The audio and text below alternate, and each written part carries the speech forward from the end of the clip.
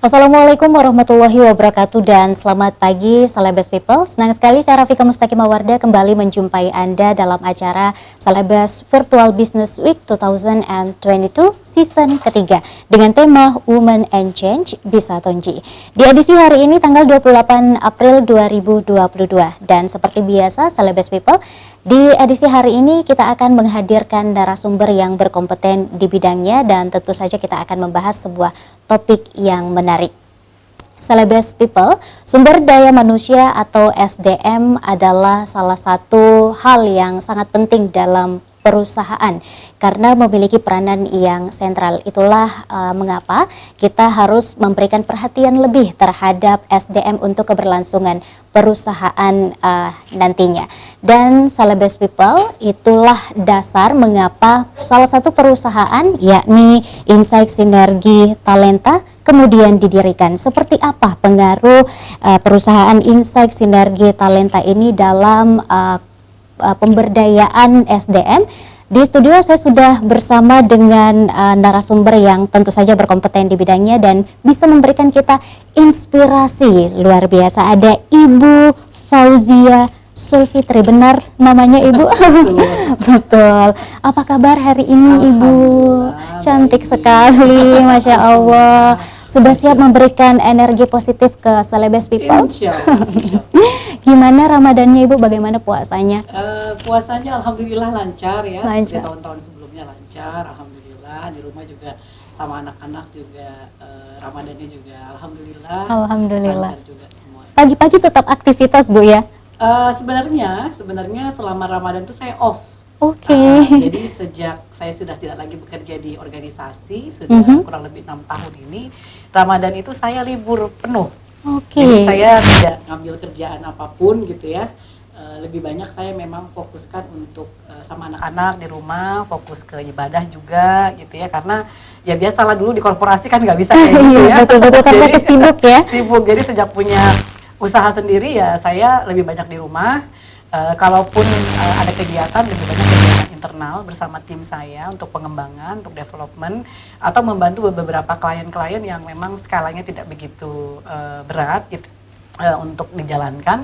Misalnya kelas-kelas webinar yang 1 jam, 2 jam itu saya masih ada selama Ramadan ini, tapi kalau yang aktivitas berat nggak ada. Oke, ini dengan Ibu Fauzia Sulfitri, tapi bisa saya panggil dengan Ibu Oci aja boleh, ya, boleh. supaya lebih akrab.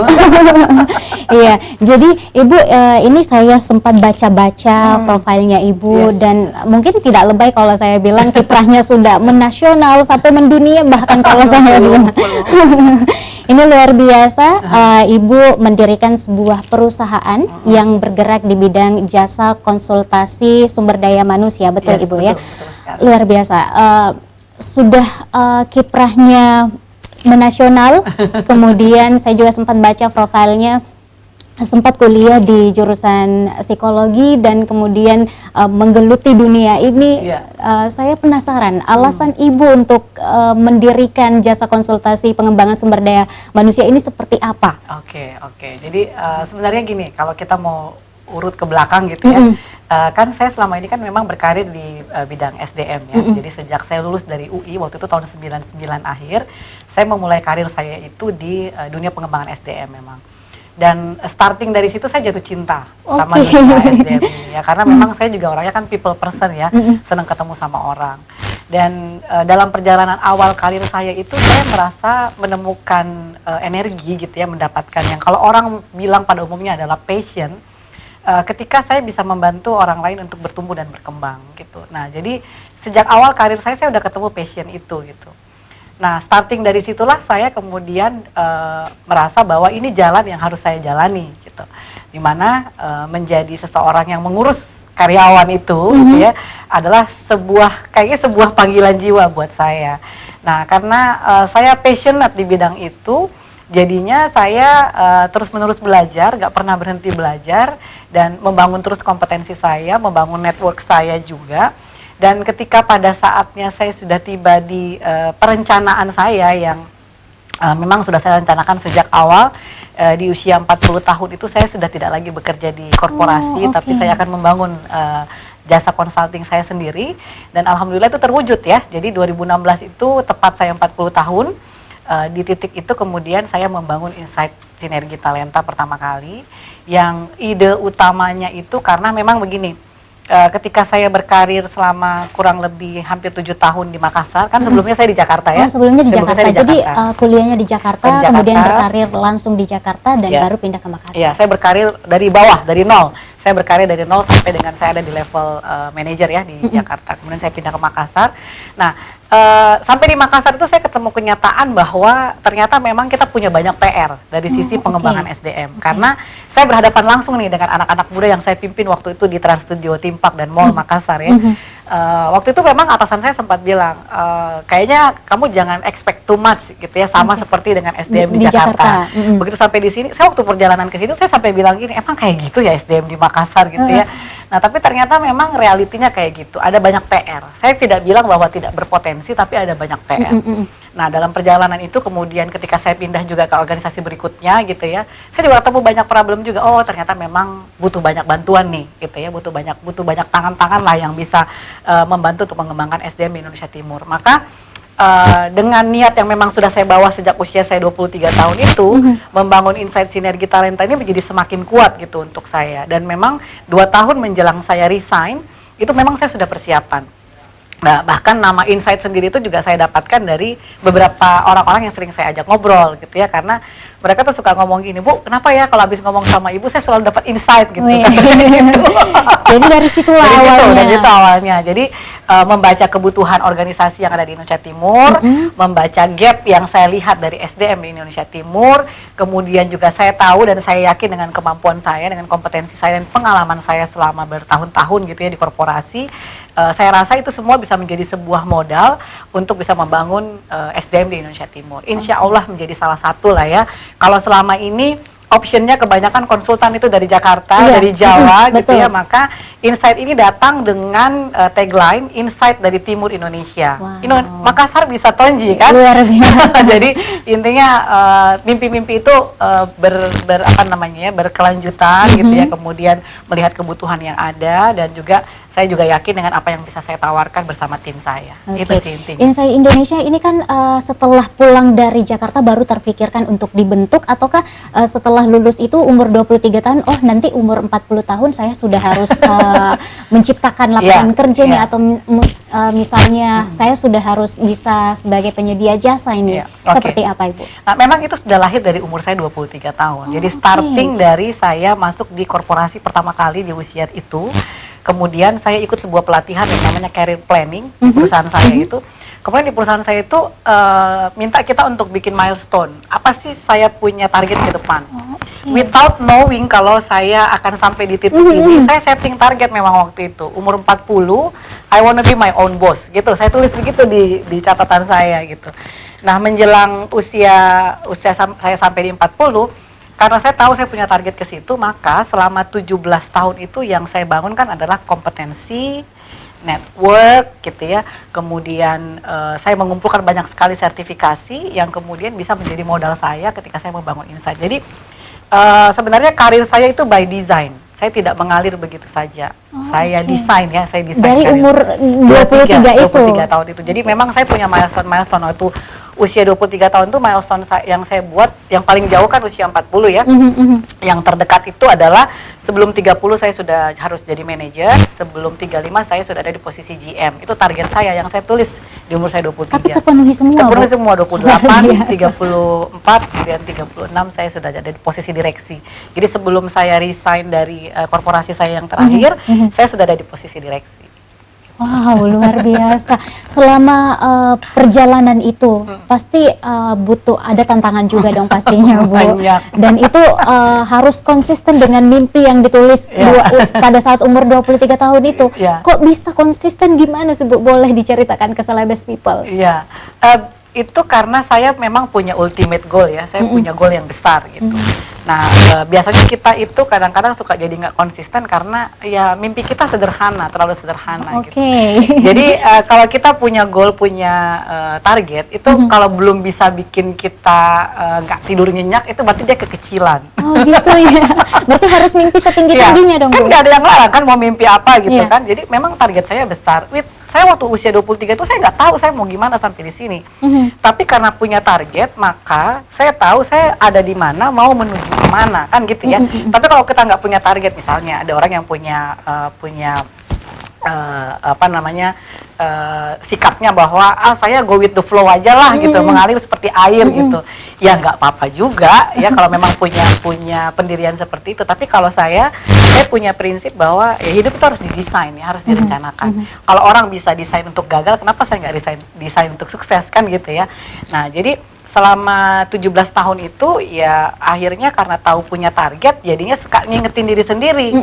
Kan namanya manusia itu kan motivasinya naik turun, sama aja seperti iman ya kan, naik turun. Makanya tiap tahun tuh harus ada masa kita puasa gitu kan, untuk mengingatkan hal tersebut.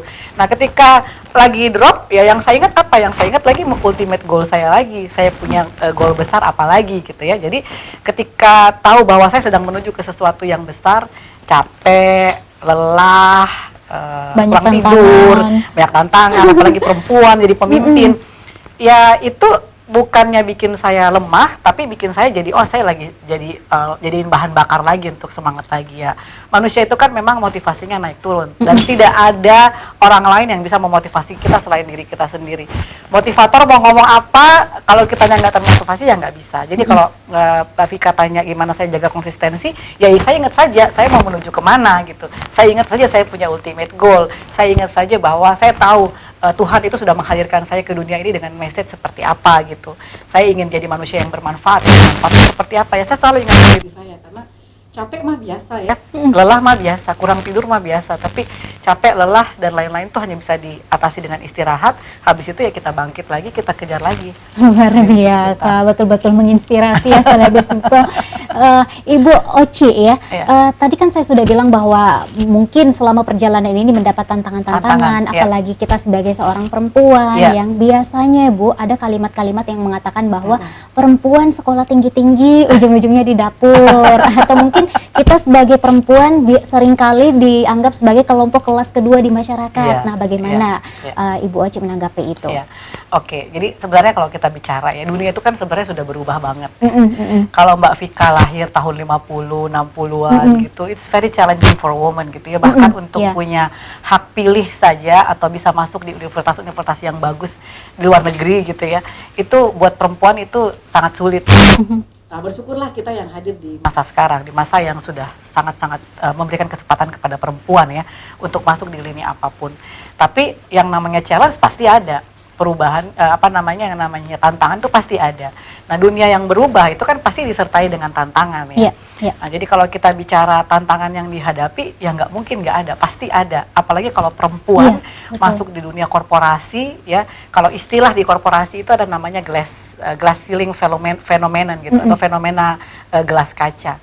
Dimana perempuan itu ketika dia sudah sampai di level misalnya manajer atau director gitu ya, ada hambatan yang tidak terlihat tapi ada gitu. Contohnya misalnya ada perempuan kompeten, punya anak 3, kemudian ingin dipromosi ke posisi yang lebih tinggi, tapi saingannya laki-laki, gitu ya.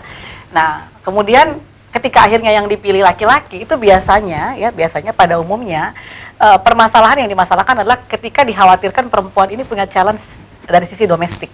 Gitu, jadi ditakutkan nanti nggak bisa traveling, ditakutkan nanti ada masalahnya lah karena urus anak dan lain-lain gitu. Jadi walaupun dia sama-sama kompeten, kalau kita bicara otak laki-laki dengan otak perempuan kan sebenarnya sama saja isinya gitu. Bahkan kalau kita lihat sekarang banyak banget perempuan pinter-pinter ya. Nah, tapi fenomena itu tuh masih ada di beberapa organisasi. Bahkan pada saat Hari Kartini kemarin kan saya diundang di salah satu BUMN ya. Saya juga ngomongin hal itu bahwa kadang-kadang kita merasa kita mampu tapi kita nggak dikasih kesempatan gitu. Nah jadi fenomena itu ada gitu.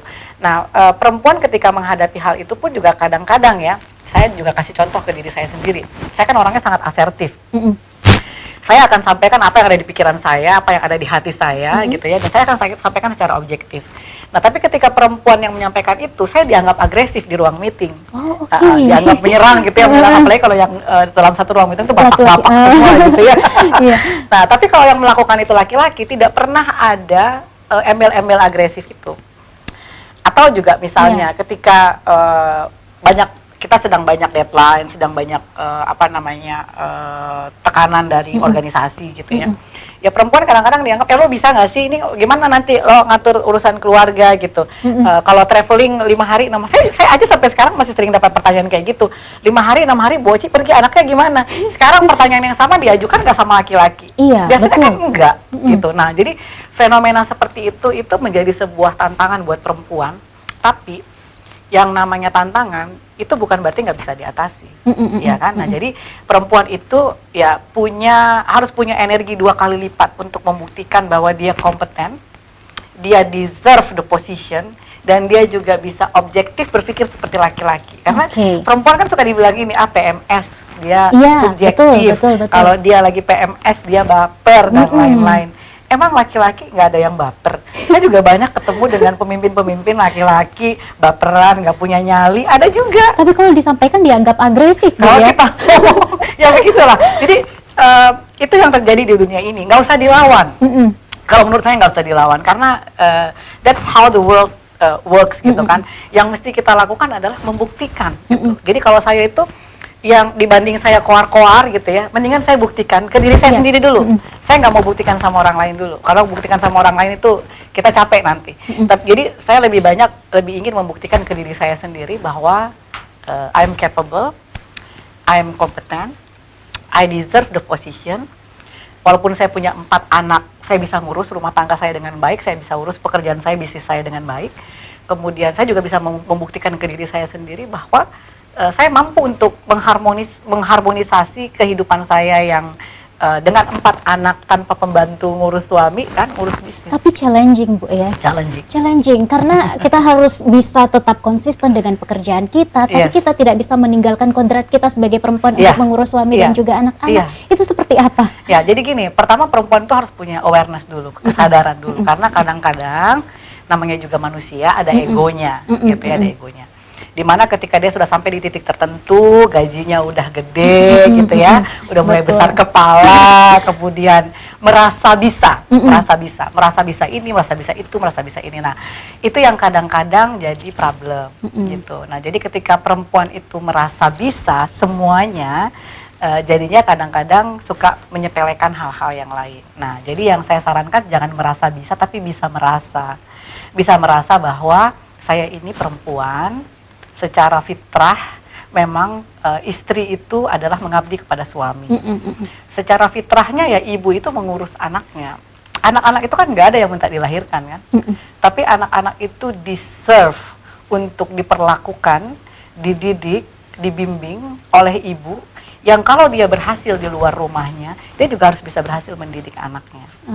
Nah, jadi yang selalu saya ingatkan kepada diri saya sendiri adalah sebelum saya inspiring orang lain di luar rumah, saya harus inspirasi anak saya sendiri dulu gitu. Karena kalau tidak, apa gunanya achievement saya di luar gitu? Apa gunanya orang mengeluh-ngeluhkan, oh Boci hebat banget gitu. Sampai di rumah anak saya cuma bilang, mama, begini begitu ya. Buat apa? Buat saya itu nggak ada gunanya. Jadi pertama menyadari dulu, menyadari bahwa perempuan itu memang ada batasannya.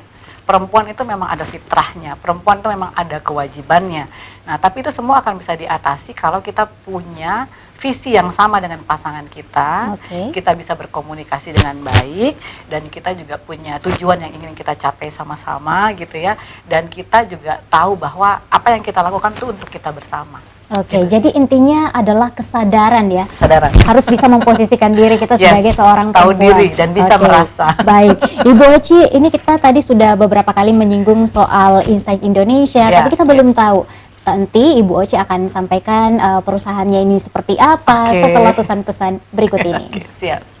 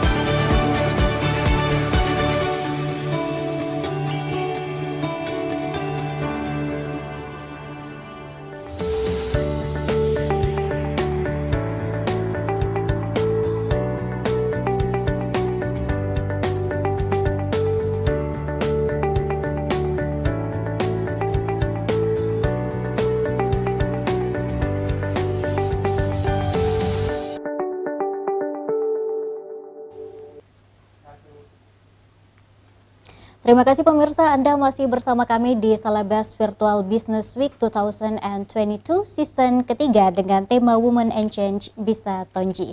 Dan Ibu Oci, tadi kita sebelum break saya sempat bertanya ya bahwa kita tadi sudah menyinggung Insight Indonesia, tapi kita belum tahu Insight Indonesia ini apa. Boleh dijelaskan ke Salabas People yang ada di rumah? Oke. Jadi Insight Indonesia ini adalah sebuah lembaga pengembangan SDM ya. Jadi kita ini consulting firm yang mengkhususkan diri di 4 area sebenarnya. Training, coaching, kemudian consulting dan juga certification.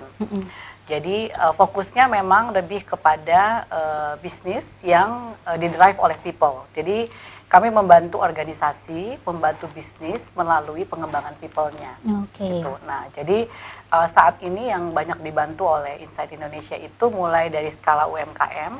Yang UMKM itu nggak hanya ada di Makassar ya, tapi juga ada di kota-kota lain, bahkan ada di Jawa, di Nusa Tenggara, di Kalimantan. Nah, kemudian dari skala UMKM sampai dengan ke skala korporasi. Nah, yang kami berikan itu adalah intervensi atau pendekatan yang fokusnya kepada pengembangan kinerja karyawan atau pengembangan kinerja individu dalam organisasi. Pendekatannya ya tadi yang seperti saya sebutkan, ada perusahaan yang membutuhkan training, ada perusahaan yang membutuhkan coaching, ada yang memang juga membutuhkan jasa kami dari sisi consulting, karena consulting itu memperbaiki atau membuatkan sistem untuk pengembangan SDM-nya, atau ada juga yang memang membutuhkan sertifikasi karena jadi, sesuai dengan permintaan kebutuhan dan kebutuhan. Jadi Insight Indonesia itu kalau ditanya nggak punya generic modul, kita nggak punya modul yang generik.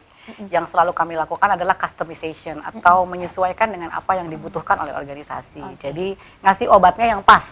Jadi kalau dia butuh training ya kami kasih training. Kalau nggak butuh training saya bilang jangan training, bukan training. Yang saya kasih intervensi lain, misalnya mentoring atau coaching.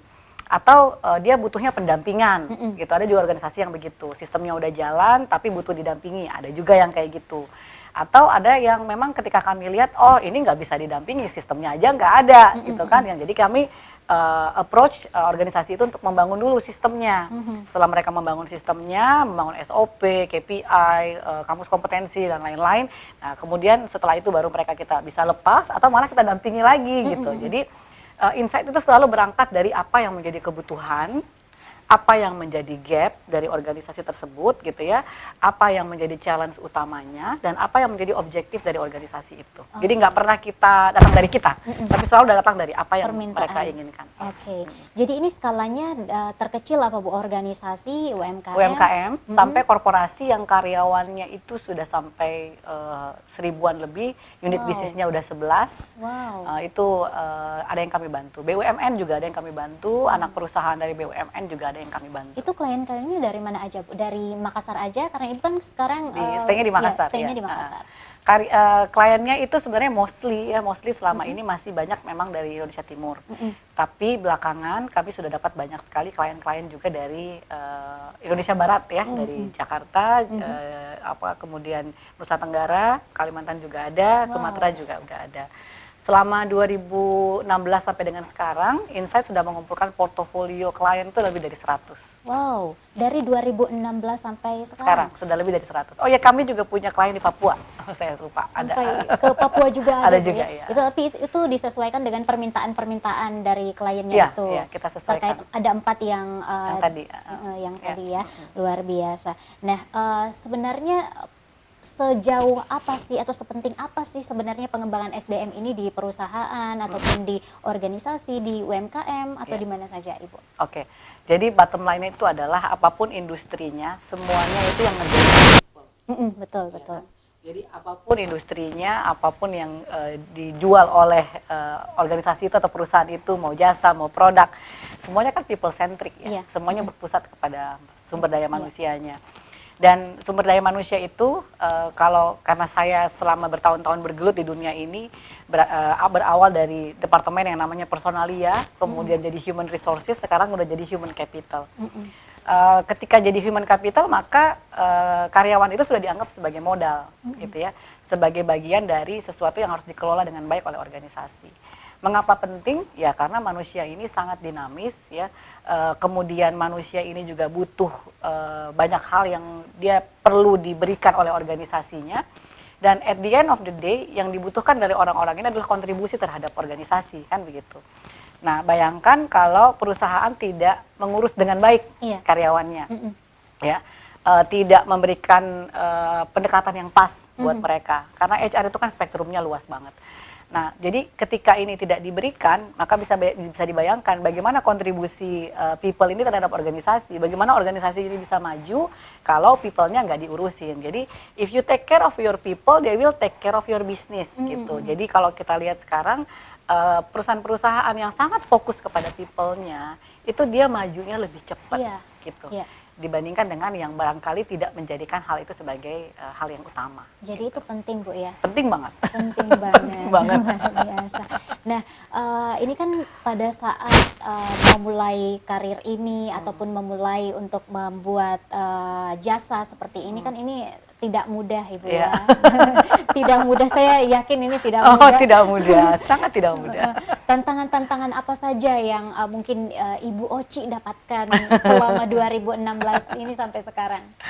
Tantangan utamanya itu adalah dianggap sebelah mata, ya. Jadi karena kan konsultan dari Indonesia Timur ya, dianggaplah konsultan lokal. Bahkan perusahaan-perusahaan yang ada di sini pun juga awal-awalnya tuh masih ngerasa emang bisa gitu ya, emang ada gitu ya konsultan seperti ini. Atau bahkan ya, ketika saya sudah ketemu misalnya dengan beberapa calon-calon klien di Jakarta, saya cerita tentang insight, saya cerita tentang apa yang bisa kami lakukan. Dia bilang begini, yakin nih Mbak Oci dari Makassar, saya kira dari Jakarta gitu kan gitu ya. Nah, jadi tantangan utama itu adalah karena trust ya, dari market gitu. Apakah kami mampu atau tidak gitu. Tapi karena memang pada dasarnya saya orangnya tidak mudah menyerah ya.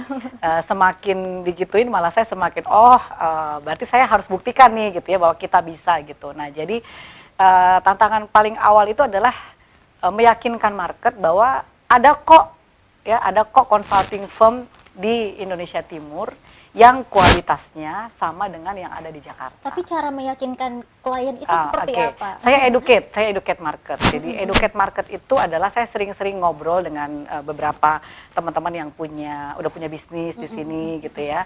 Kemudian saya juga tidak bosan-bosan untuk ngomong di sosial media saya. Jadi kekuatan utama saya itu adalah ngomong di sosial media tentang who we are gitu kan, tentang siapa saya, tentang siapa Insight gitu. Jadi saya memang fokus banget untuk mengelola itu dengan baik gitu, sehingga orang bisa tahu bahwa ternyata ada kok pilihan lain. Jadi saya ingin menjadi option untuk organisasi-organisasi yang ada di Indonesia Timur, nggak usah jauh-jauh ke Jakarta, ada kok kita di sini gitu. Dan untuk melakukan itu ya memang perlu tahu dulu kita punya market itu butuhnya apa, maunya apa. Jadi karena memang saya punya background, saya pernah ada di perusahaan riset ya, jadi memang saya lakukan riset kecil-kecilan waktu itu untuk tahu sebenarnya apa sih yang paling dibutuhkan oleh organisasi di Indonesia Timur pada khususnya. Nah, jadi ketika udah tahu apa yang dibutuhkan, tentu saja kita bisa menyuapkan yang sesuai dong, gitu ya. Nah, jadi challenge-nya itu adalah meyakinkan mereka bahwa kita bisa, kemudian bisa membaca apa yang menjadi kebutuhan, kemudian menawarkan apa yang dibutuhkan oleh organisasi tersebut. Nah, challenge ini kemudian akan bisa benar-benar kita atasi ketika kita bisa proof ya, kita bisa membuktikan the best the best marketing is quality sebenarnya.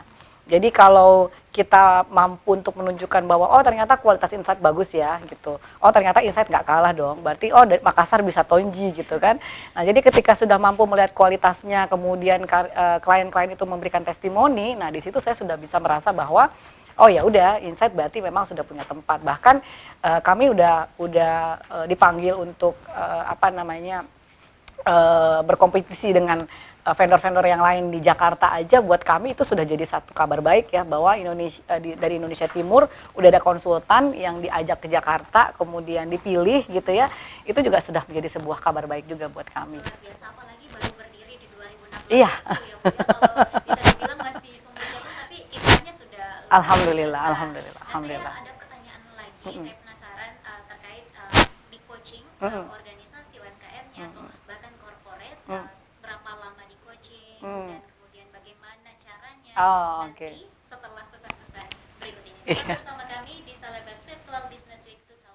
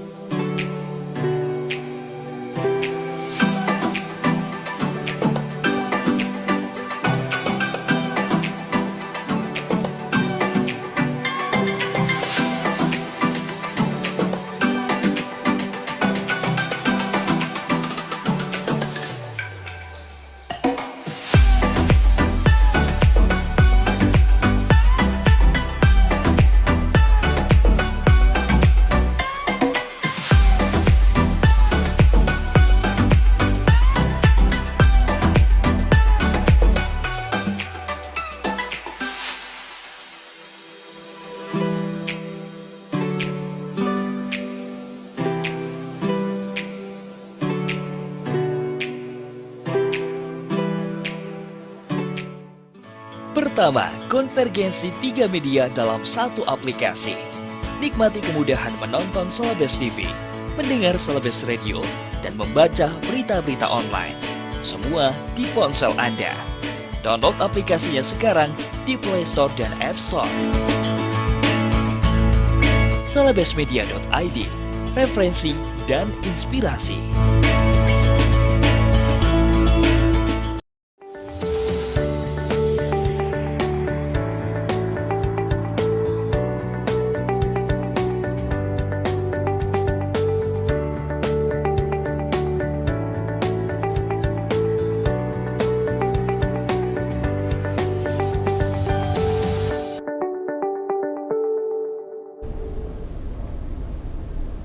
Terima kasih pemirsa, Anda masih bersama kami di Celebes Virtual Business Week 2022 dan masih bersama saya dan juga Ibu Oci.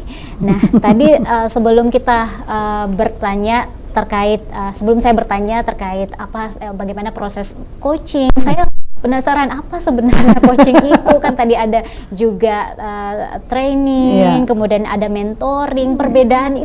Perbedaannya apa? Saya juga masih bingung ini. Boleh dijelaskan ke Celebes people yang ada di rumah? Oke. Nah, jadi ini memang jadi satu hal yang seringkali tumpang tindih ya. Apalagi coaching itu sesuatu yang baru ya. Dan ketika saya membawa coaching ke Indonesia Timur pun juga orang tanya, apa sih coaching itu, Bu? Jadi nggak sendirian, Mbak Vika ya. Nah, jadi apa bedanya? Kalau training itu fokusnya itu sebenarnya lebih ke delivery. Bagaimana kita bisa seorang trainer mendelivery sebuah materi, di mana materi itu berisi keterampilan ataupun pengetahuan yang ingin diberikan kepada trainingnya, kepada orang yang di-training gitu. Jadi training itu skill utama yang harus dimiliki oleh seorang trainer adalah dari sisi delivery-nya. Bagaimana dia mendeliver itu dalam kelas. Dan yang di-deliver adalah skill dan knowledge, dan intinya itu outside in, disuapin sama si trainer kepada si trainee. Nah, itu training. Kalau mentoring itu kata kuncinya adalah di pengalaman. Seseorang bisa mementor orang lain ketika dia punya pengalamannya. Jadi mentoring itu adalah guidance, memberikan petunjuk, memberikan bimbingan, memberikan arahan, ngasih tips-tips gitu ya, ngasih langkah-langkah. Tapi yang bisa melakukan itu adalah yang sudah pernah mengalami sebelumnya. Jadi saya nggak bisa mentoring Kak Vika karena saya belum pernah jadi presenter. Gitu. Tapi seorang presenter senior bisa mementor Kak Vika, begini loh caranya kalau di depan audiens, posisi duduknya begini, begini, suaranya begini, itu mentoring ya. Dan seorang mentor itu dia bisa menularkan wisdom atau menularkan kebijaksanaan karena dia sudah pernah mengalami. Orang yang sudah pernah mengalami itu akan bisa ceritakan pahit, getir, dan manisnya gitu ya, sehingga orang lain itu akan bisa mendapatkan insight ya, mendapatkan masukan dari wisdom si orang tersebut gitu ya. Jadi jelas bedanya. Nah, tapi seorang trainer pun juga bisa menggunakan pendekatan mentoring ini dalam situasi training. Karena pada saat dia training dia bisa cerita pengalamannya. Nah, jadi kalau seorang trainer tidak punya pengalaman, jadi dia cuma ceritain teorinya aja. Tapi kalau dia bisa menggunakan pendekatan mentoring dalam sesi training, itu juga akan lebih bagus. Ya, udah clear ya? Nah, kemudian yang ketiga coaching. Mentoring itu juga outside in, nyuapin juga. Mentor nyuapin si mentee. Nah, yang membedakan coaching itu adalah kesetaraan. Jadi dalam definisinya, coaching itu adalah partnership antara si coach dengan si coachee, atau atasan yang sedang menjadi coach dengan anak buah yang jadi coachee-nya gitu. Jadi dalam sesi coaching itu, coaching akan bisa berjalan dengan baik ketika ada kesetaraan di antara si coach dengan coachee-nya. Nah, yang mendominasi pembicaraan dalam sesi coaching itu bukan coach, tapi si coachee-nya. Bagaimana caranya si coach ini mengajukan pertanyaan-pertanyaan yang menstimulasi supaya si coachee bisa berpikir sendiri, mencari jawabannya sendiri, dan terstimulasi untuk solution oriented, mencari solusi untuk dirinya sendiri. Kalau training lebih aktif ya, jadi training kan disuapin ya, dikasih tahu begini nih caranya, ilmunya begini, keterampilannya begini, kamu lakukan ini, ikutin cara saya ya, itu kan training. Kalau mentoring, saya udah pernah ngelakuin ini, so lihat apa yang saya lakukan ya, jadi begini caranya. Sementara di coaching, si coach ini akan ditanyain, menurut kamu bagaimana, dari perspektifmu bagaimana, apa yang mesti kamu lakukan, menurutmu cara terbaik yang bisa kamu lakukan seperti apa. Nah, jadi si orang ini diajak untuk bereksplorasi ke dalam dirinya sendiri, menemukan jawabannya. Nah, dengan dia bereksplorasi ke dalam dirinya sendiri, maka dia akan menemukan awareness bahwa oh ternyata saya bisa, ternyata saya mampu, ternyata saya tahu jawabannya, ternyata apa yang bisa menjadi jalan keluar itu semuanya ada dalam diri saya, gitu. Nah, jadi coaching itu akan mengeluarkan potensi terbaik dari diri seseorang dengan stimulasi yang diberikan oleh coachnya. Stimulasinya itu berupa apa? Keterampilan utama dari seorang coach itu adalah mendengarkan dengan active listening, dan yang kedua adalah powerful question, mengajukan pertanyaan yang powerful. Kalau di dua pendekatan tadi itu jauh lebih banyak disuapin, ya, maka di coaching itu dia dieksplorasi. Maka biasanya saya kepada klien-klien saya itu selalu menyesuaikan dengan apa yang dibutuhkan, gitu ya. Ketika dia butuh skill dan knowledge, maka saya kasih dia training. Kalau mereka ternyata sudah ikut training tapi nggak tahu gimana cara jalaninnya, maka saya kasih mentoring. Kemudian mereka sudah ikut training, mereka sudah ikut mentoring, tapi butuh awareness untuk bisa bergerak, bisa di-drive, untuk bisa melakukan dengan lebih baik, setting target, punya action yang benar, punya action plan yang terencana dengan baik, maka dia di coaching. Gitu. Maka pendekatan yang paling komplit itu, jadi saya nggak bilang bahwa coaching ini ketok magic ya, semuanya bisa menyelesaikan semua masalah, enggak.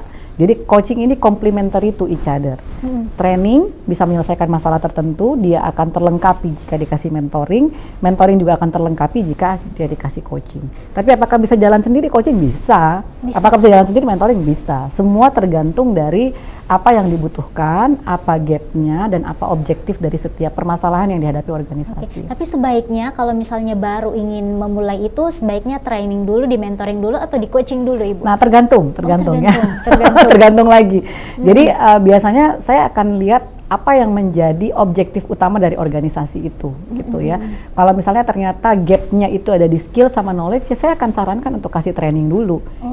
Tapi sambil jalan training bisa dikasih coaching juga. Kenapa? Supaya coaching itu bisa membangkitkan awareness-nya dia bahwa oh iya saya bisa kok lakukan ini. Abis training saya bisa setting target dan seterusnya. Nah, ini yang menjadi permasalahan yang biasanya organisasi atau leader-leader yang ngomong ke saya gini, aduh Bu Oci, anak buah saya udah saya kirim training semua, tapi kok nggak berubah juga gitu ya. Iya, karena training itu hanya menyumbang 10% terhadap keberhasilan seseorang untuk menjalankan pencapaian kinerjanya. Cuma 10% kontribusinya. Cuma 10% kontribusinya. Dia butuh lagi 20%. 20%-nya itu learning from other people gitu ya. Jadi mentoring ya. Kemudian 70% mentoring dan coaching. 70%-nya itu dia harus implementasi. Dia harus jalanin. Kalau dia habis ikut training terus kemudian dia nggak implement, maka percuma training ini dikasih, percuma coaching ini dikasih. Jadi harus berlanjut begitu. Iya, dia harus berlanjutnya. Jadi kalau ditanya mana yang lebih bagus, sebenarnya harus sesuai dengan apa yang terjadi di organisasi itu, apa yang dibutuhkan oleh organisasi itu, apa yang jadi objektifnya, apa yang jadi gapnya. Kadang-kadang ada klien juga yang datang ke saya ngomongnya, Bu Oci, anak buah saya di coaching aja dulu deh semuanya gitu ya. Oke. Ketika di coaching kemudian akhirnya saya bisa ketemu jawaban, oh ternyata mereka butuh training. Karena ada yang mengeluhkan ada gap di sini, ada gap di situ. Atau malah saya justru dapat jawabannya, problemnya ada di leadernya. Oh gitu. Jadi leadernya di coaching. Gitu. Ada yang seperti itu ya. Nah, jadi pendekatan ini sebenarnya seperti saya bilang tadi ya Mbak Vika, complementary to each other ya. Ketika training itu bisa disupport oleh mentoring, kemudian disupport oleh coaching, itu bagus banget gitu. Coaching jalan sendiri juga bisa. Saya bisa lakukan, tim saya bisa lakukan individual coaching yang one on one. Kami bisa lakukan group coaching juga yang maksimal sampai dengan 8 orang gitu ya. Kemudian dilengkapi dengan proses mentoring juga ada gitu. Jadi sekali lagi semuanya based on what they need. Oke, jadi tidak serta-merta ya Bu Oci ya. Jadi kalau misalnya corporate-nya minta, ini kayaknya butuh training. Jadi tidak serta-merta langsung training, tapi ada riset dulu atau seperti apa? Cocok sekali. Jadi kalau di insight itu, misalnya nih ya, klien datang ke saya terus minta, Bu Oci saya butuh di training. Saya biasanya bilang gini dulu, Bapak masalahnya apa sih? Kita ngobrol aja dulu gitu ya. Saya ajak ngobrol, oh problemnya ini gini. Oke, itu kan baru dari satu sisi. Saya akan dengerin lagi dari sisi lain, dari HR gitu ya. Orang HR bilang apa tentang permasalahan ini? Oke, saya dengerin juga HR-nya. Kan ada perspektif yang berbeda ya, dari manajemen dengan dari HR. Nah, siapa yang mau dijadiin objek trainingnya? Oh, misalnya level manager. Ya manajernya juga saya ajak ngomong. Kamu butuh apa sih sebenarnya? Apa sih problem kamu gitu? Biasanya saya kasih kuesioner, kasih lakukan survei, atau bahkan tim saya biasanya juga saya sering minta untuk observasi langsung di organisasi itu. Nah, dengan demikian saya bisa dapat perspektif dari semua angle kan. Dari manajemen tahu apa yang mereka pesan sponsornya apa gitu ya. HR yang jagain karyawan juga pesan sponsornya apa. Si karyawan juga pesan sponsornya apa. Nah, kemudian inilah yang saya jahit menjadi program. Biasanya dia mintanya mentoring, saya bilang Bapak butuhnya training. Atau dia minta coaching, saya bilang jangan coaching dulu deh Pak, training dulu. Gap kompetensinya masih jauh gitu. Nah, dengan demikian saya akan jadi gini, Insight itu berusaha untuk memberikan dampak terbaik ya Mbak. Bukan cuma sekedar mau cari keuntungan secara finansial dari bisnis kami gitu. Karena Insight ini tuh fondasinya ada 4, berkah, berdaya, berkarya, bermanfaat. Saya ingin bisnis saya berkah, saya ingin memberdayakan orang lain, saya ingin berkarya, saya dan tim saya juga ingin bermanfaat untuk banyak orang. Jadi dari awal tuh saya sudah clearkan bahwa kalau Bapak nggak butuh training, bukan training yang saya kasih Bapak butuhnya ini. Nggak usah bayar saya Jadi untuk nggak training. serta-merta kalau misalnya kliennya minta training langsung Nggak dikasih begitu cara training. saya, nggak begitu cara saya. Tapi kalau misalnya dia ngotot minta training, saya akan kasih tahu Pak, kalau training, kalau Bapak Ibu mau berhasil, maka balik-balik dari training tolong disupport ya anak buahnya, diawasi selama 3 bulan oleh HR, dia mesti ngapain gitu ya. Nah, jadi saya selalu memaksimalkan untuk memberitahu kepada klien saya bahwa untuk ini bisa berhasil ya, Anda harus ngelakuin apa? Karena konsultan itu kan orang luar ya. Nah, saya hanya bisa kasih intervensi ini akan bisa berhasil jika Anda melakukan ini gitu. Nah, jadi sejak awal Insight itu sangat clear terhadap klien gitu ya. Jadi mereka minta apa, nggak serta-merta kita kasih, kita survei dulu. Bahkan saya bilang begini Pak, kalau kami itu lebih baik kita lama di depan daripada saya kasih Bapak bayar saya untuk sesuatu yang Bapak Ibu tidak bisa pakai gitu. Tapi saya pengen cepat Bu Oci. Oke, kalau pengen cepat ya saya kasih tahu pengen cepat itu akan ada konsekuensi dari sisi ini dan sisi ini. Atau misalnya dia bilang, oh budget saya cuma segini Bu Oci. Oke, kalau budget segini kita akan upayakan kasihnya segini. Memang Jadi di-clearkan sejak saya awal. clearkan sejak awal karena ya pengalaman ya, saya kan pernah jadi training manager ya. Saya pernah jadi training manager ketemu dengan bermacam-macam vendor gitu. Nah, jadi udah tau lah trik-trik dari segala macam vendor ini. Jadi ketika saya membangun Insight Indonesia itu saya sudah berjanji sama diri saya mau jadi berkah. Saya mau bisnis saya berkah. Kalau bos saya mau bisnis saya berkah karena saya kasih makan karyawan saya ya, karyawan saya juga kasih makan keluarganya gitu. Karena saya mau bisnis saya berkah, saya harus clear. Saya harus kasih yang memang bisa memberikan dampak. Bukan cuma sekedar cari duitnya kalau kami. Kalau buat saya punya prinsip itu klien itu Allah yang pilihkan. Jadi siapa yang sampai ke saya, sampai ke kami itu Allah yang pilihkan. Jadi ketika dipilihkan ya saya harus kasih yang paling baik, kasih yang terbaik. Dia harus clear dengan apa yang saya berikan sehingga besok-besok dia akan ngomong sama Bu Oci aja, akan disesuaikan dengan budget dan kebutuhan dan lain-lain, kan lebih enak begitu ya dibanding saya memaksakan apa yang jadi kehendak saya. Gitu. Bu Oci berapa lama sih itu proses surveinya kemudian baru bisa dikasih ini kayaknya cocoknya training, ini kayaknya mentoring atau coaching? Kita paling cepat itu 2-3 pekan karena kita butuh waktu untuk kumpulin data ya. Tapi ada klien juga yang sampai kita 1,5 bulan. Karena dia butuh informasi yang lebih dalam gitu. Jadi biasanya kami minta waktu dulu untuk mempelajari bisnisnya mereka ya, karena setiap bisnis itu kan challenge-nya beda-beda. Jadi saya selalu minta waktu dulu untuk itu, mempelajari karakteristik karyawannya, bahkan mempelajari siapa yang akan jadi pesertanya pun kami pelajari dengan baik gitu ya. Siapa troublemaker gitu, siapa provokator, siapa informal leader, semuanya kita pelajari dengan baik. Sangat detail. Kalau kami di Insight itu sangat detail. Dengan demikian ya kami bisa tahu apa yang terjadi dengan organisasi tersebut sehingga obatnya pas. Kalau ada yang bilang begini, Bu, kalau obatnya pas nanti dia nggak datang lagi, nggak apa-apa. Yang penting dia ngomongin tentang kamu. Betul. Jadi itu tetap ya berkahnya. Berkah nomor 1 itu berkah. Kalau buat Insight itu nomor 1 berkah. Oke, kita tadi sudah banyak ngobrol juga tentang coaching, tapi saya penasaran, Ibu Oci ini belajar coachingnya di mana? Sekarang sudah bisa dipanggil Coach Oci ya. Oke. Sebenarnya saya lebih memilih untuk nggak dipanggil coach sih sebenarnya, panggil aja Bu Oci. Oci.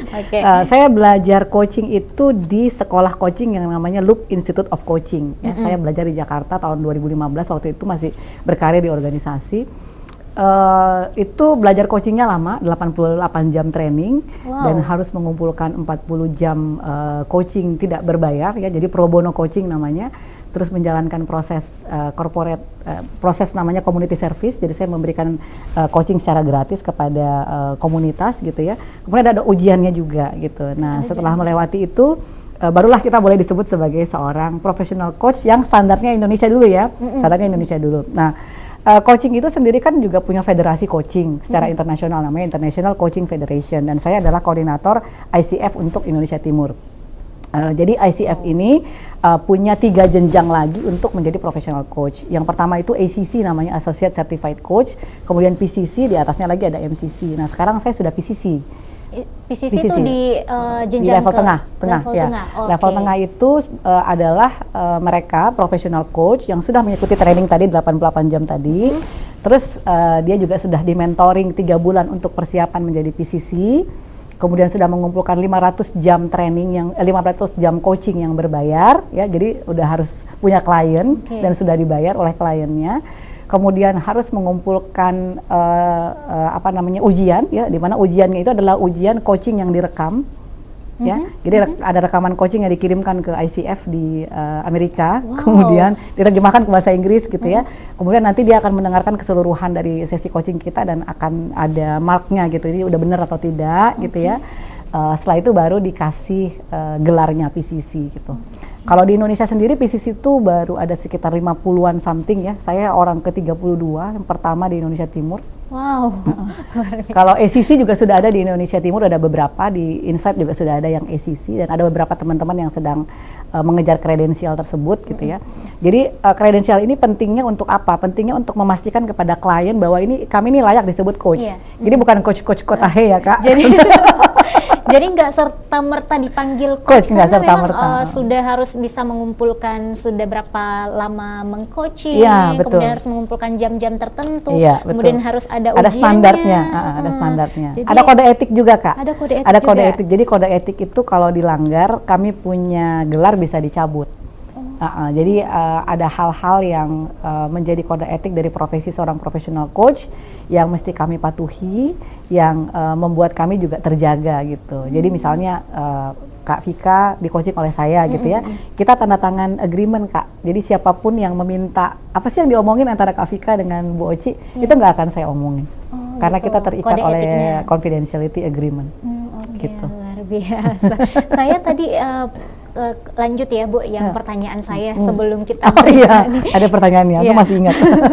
Iya, karena saya penasaran proses untuk mementoring atau mentraining atau mengcoaching para peserta ataupun klien-kliennya Mbak Oci itu seperti apa?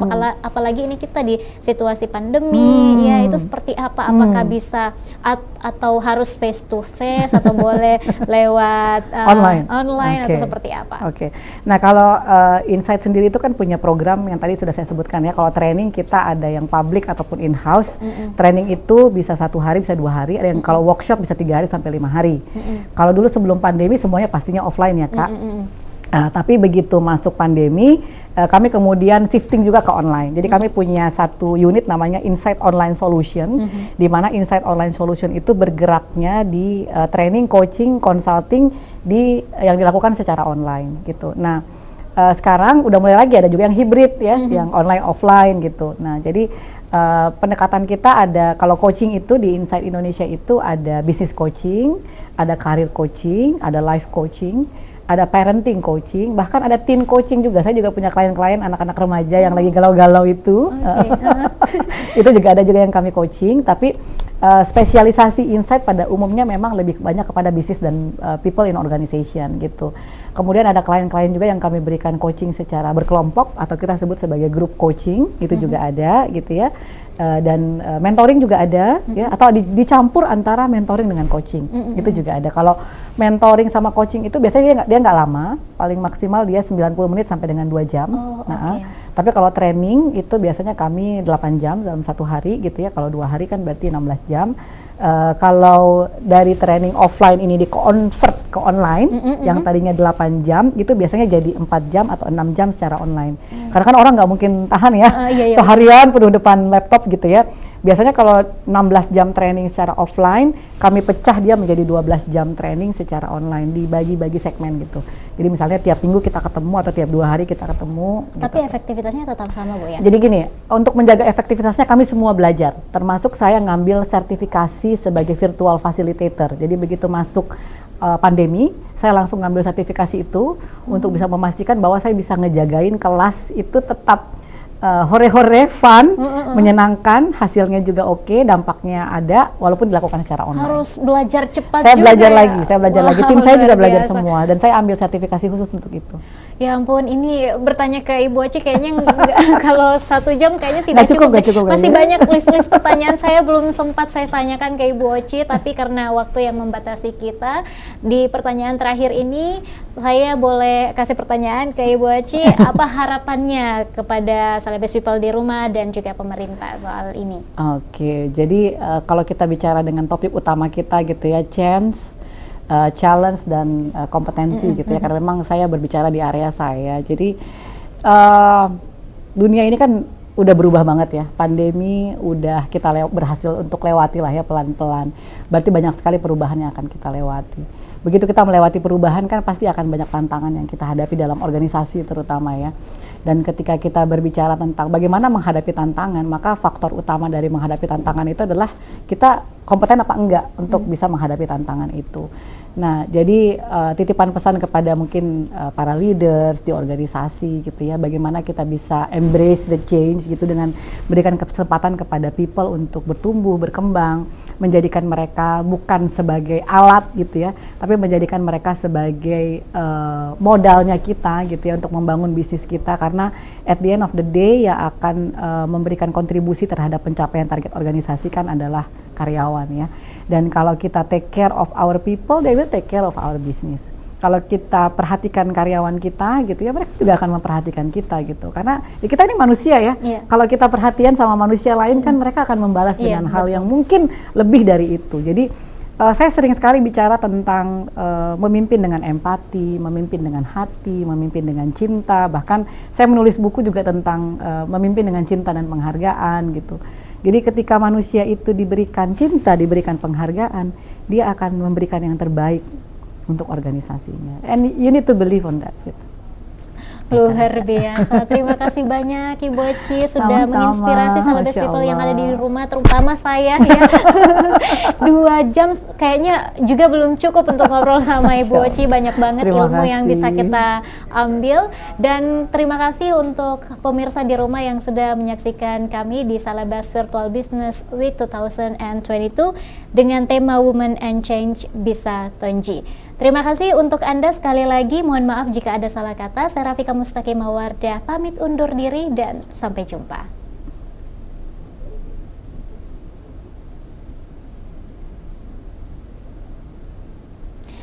Ibu ya ampun, ini segmen kedua